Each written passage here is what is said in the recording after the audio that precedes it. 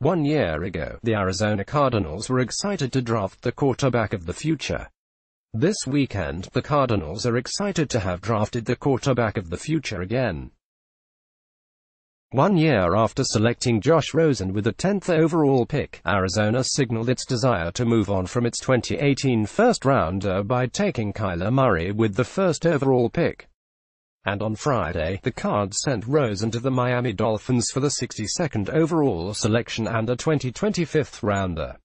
Once the Cardinals drafted Murray, Rosen was a sunk cost. There was little point in keeping him around. The Cardinals obviously think Murray is going to be a superstar, and I'm inclined to agree. But I also wouldn't be so quick to shut the door on Rosen, even given how his stock has fallen over the course of the past 12 months. I think there's a strong case that Rosen still has plenty of upside, even after a difficult rookie season. The finances of this deal also make it a great opportunity for a rebuilding Dolphins team with little to lose. Miami might very well have found its quarterback of the future at the beginning of its rebuild. Why you can throw out 2018, every bit of information we have on a young quarterback matters. Some of it means more than the rest, of course, but the most valuable intel in figuring out whether a quarterback can play at the NFL level, naturally, is seeing him actually perform in the NFL. By anyone's definition, Rosen stunk across his 393 pass attempts last season. For some observers, that might be enough to write him off. But I don't think that data means much. For one, Rosen was thrown in the deep end as part of a Cardinals offense that was a disaster for reasons outside of his control. Arizona fired offensive coordinator Mike McCoy after 7 games and replaced him with first-time offensive coordinator Byron Leftwich. The coaching staff as a whole was uninspiring enough for Steve Wilks. Rosen's struggles didn't help the cases, but it's hard to argue Rosen had great coaching. More importantly, his offensive line was a disaster. Other rookie quarterbacks have started their careers behind porous offensive lines, of course, but not to this extreme. By the end of last season, the Cardinals had lost all 5 of the starting linemen to injuries. During the second half of 2018, the 5 linemen who took snaps most frequently protecting Rosen included a pair of rookies, 3rd-rounder Mason Cole and 7th-rounder Corey Cunningham, a player signed off Minnesota's practice squad, Colby Gossett, and a pair of veterans who were cut by teams and almost immediately stepped off the street and into Arizona's starting lineup, Oday Aboushi and Joe Barksdale. It's one thing to have a relatively untalented line, but the Cardinals were starting guys who barely knew the playbook at times. It's also important to mention that 393 pass attempts wouldn't solve the puzzle, even if Rosen had played well. As ESPN's Brian Burke pointed out in analyzing Jimmy Garoppolo, it takes about 1,000 pass attempts before we can be realistically confident about a quarterback's true level of ability. We probably know more about Rosen than we did about Garoppolo before he was traded to the 49ers, but the sort of challenging context Rosen grappled with in Arizona is the exact scenario that would render a small amount of data less meaningful. Now, to be clear, I'm not saying that Rosen is secretly a superstar. Those 393 pass attempts might very well be an excellent representation of how he's going to perform in the future.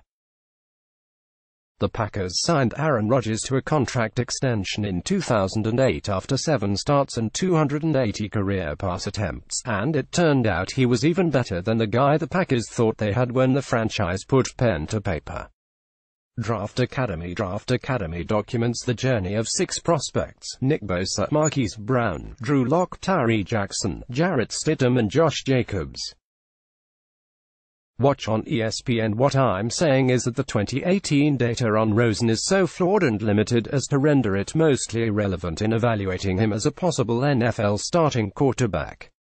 We don't have enough information to reject the league's opinion of Rosen before September, which suggested he was a first-round pick and a viable quarterback prospect.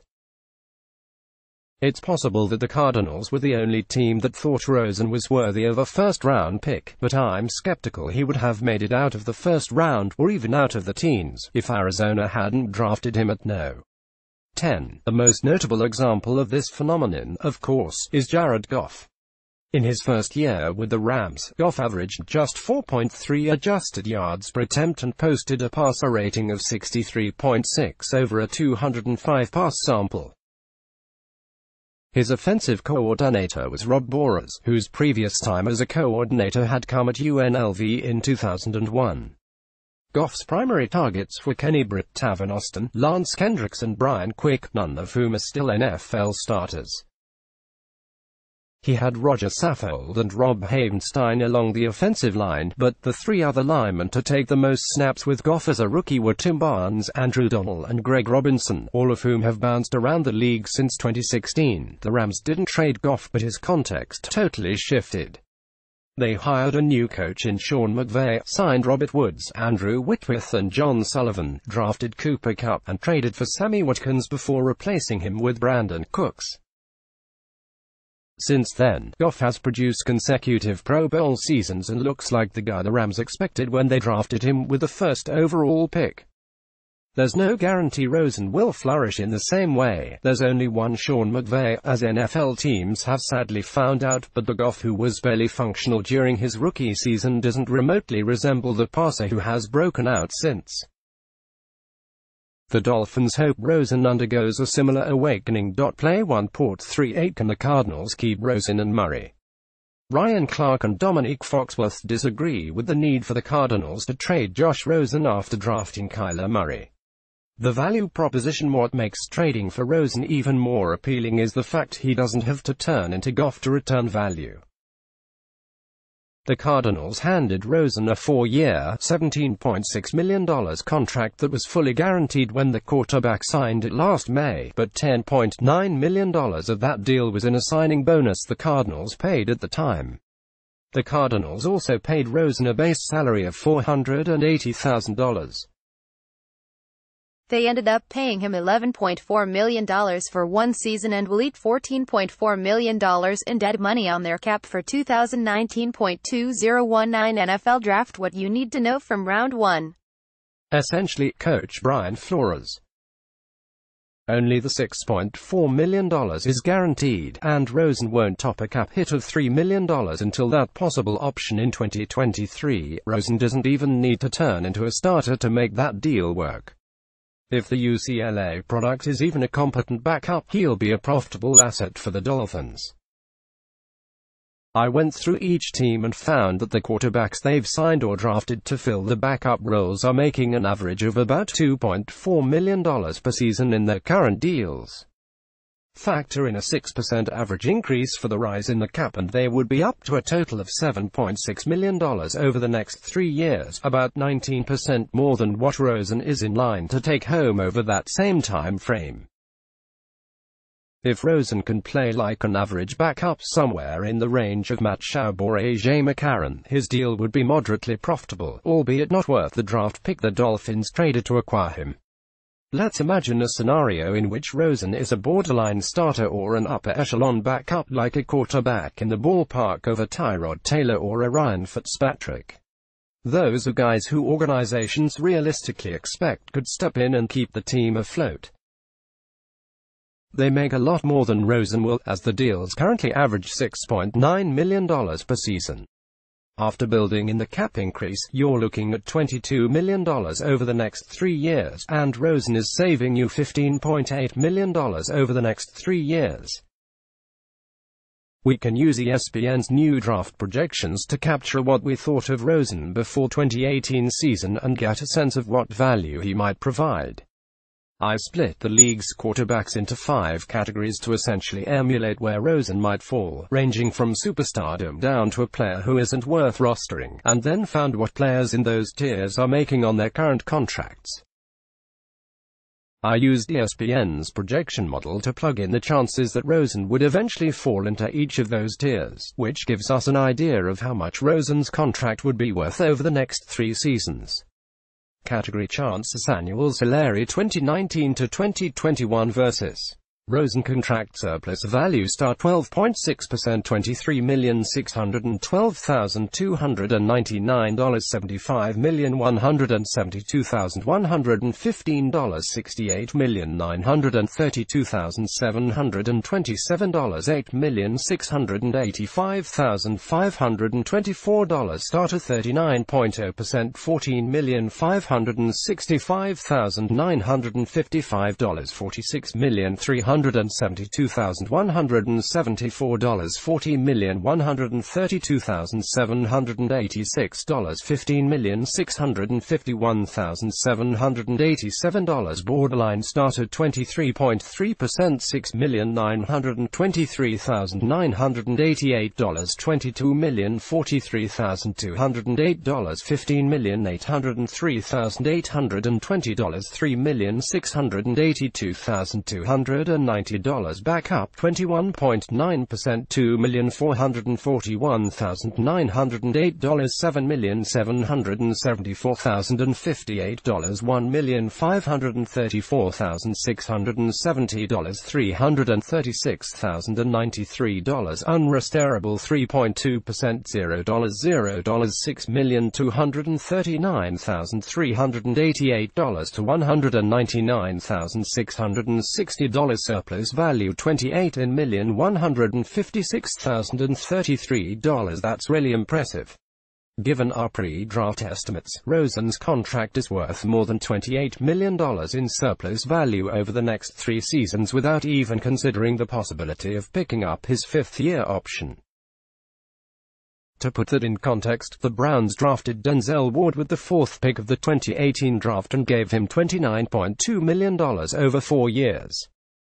The league's top cornerbacks, the guys I would put in that star category, are making an average of about $13.8 million per season on their deals.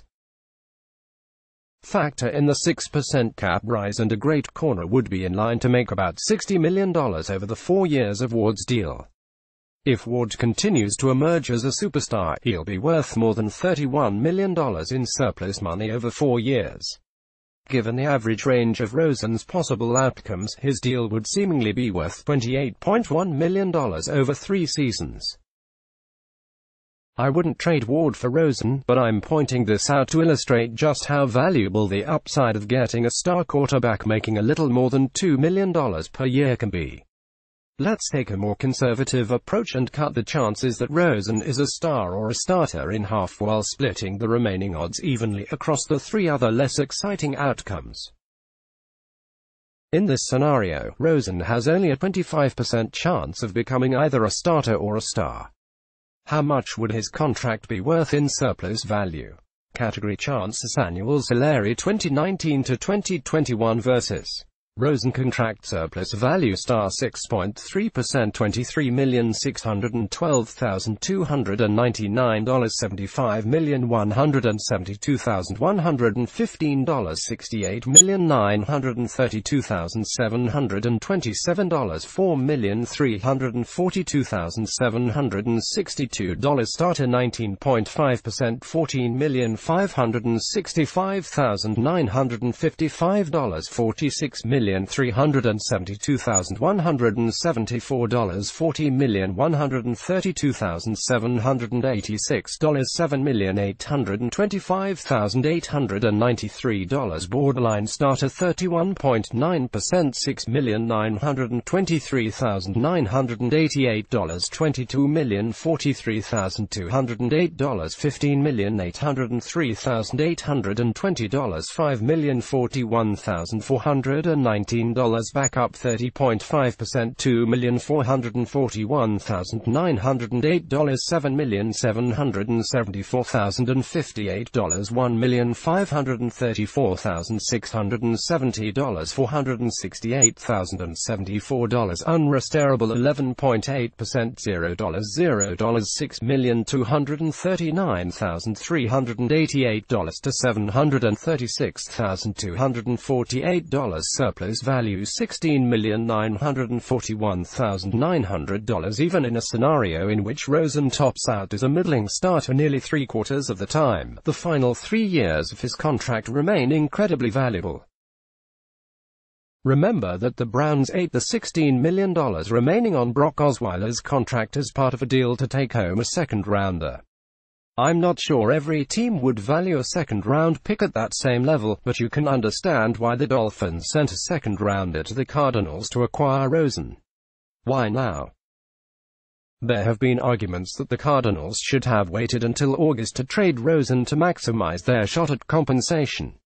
Two teams have managed to find a meaningful market for the backups at the end of the preseason in recent years. The Eagles got first and fourth round picks for Sam Bradford after drafting Carson Wentz, and the Jets managed to parlay 1 year of Teddy Bridgewater and a sixth round pick into a third round pick from the Saints this past year. 2019 NFL free agency. Here's what to know: most impactful moves for all 32 teams. Barnwell's lessons from free agency. Barnwell's grades. Tracking big moves, winners and losers from free agency. Picking underrated, overrated signings. More coverage. Back to NFL. It's possible that the Cardinals might have managed to get a better pick if they waited to deal Rosen, I suppose, but I'm skeptical that this would be the same sort of market. There's a big difference between Rosen and the likes of Bradford and Bridgewater. Rosen is a prospect that a team would be acquiring to serve as its long-term quarterback.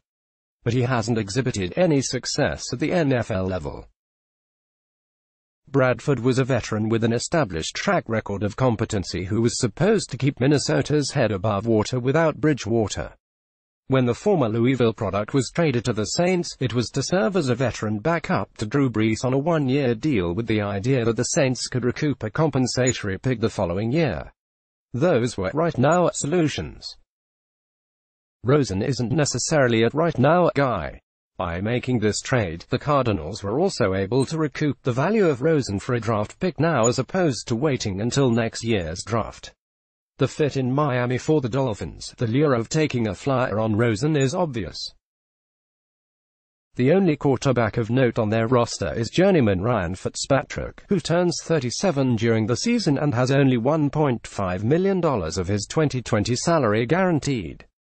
He wouldn't be a meaningful hindrance to giving Rosen a shot as early as Week 1. Fitzpatrick would also hold some modest trade value if the Dolphins wanted to move on from the Harvard product. Acquiring Rosen doesn't lock the Dolphins into him as the focal point of their rebuild, either. If he plays well, great. Miami found its QB for a late second-round pick and a fifth-rounder. If not, the Dolphins will have one of the top picks in the 2020 draft and can use that on a replacement while installing Rosen as the backup. This is a low-risk move that offers the possibility of an extremely high reward. It's a great bet by the Dolphins.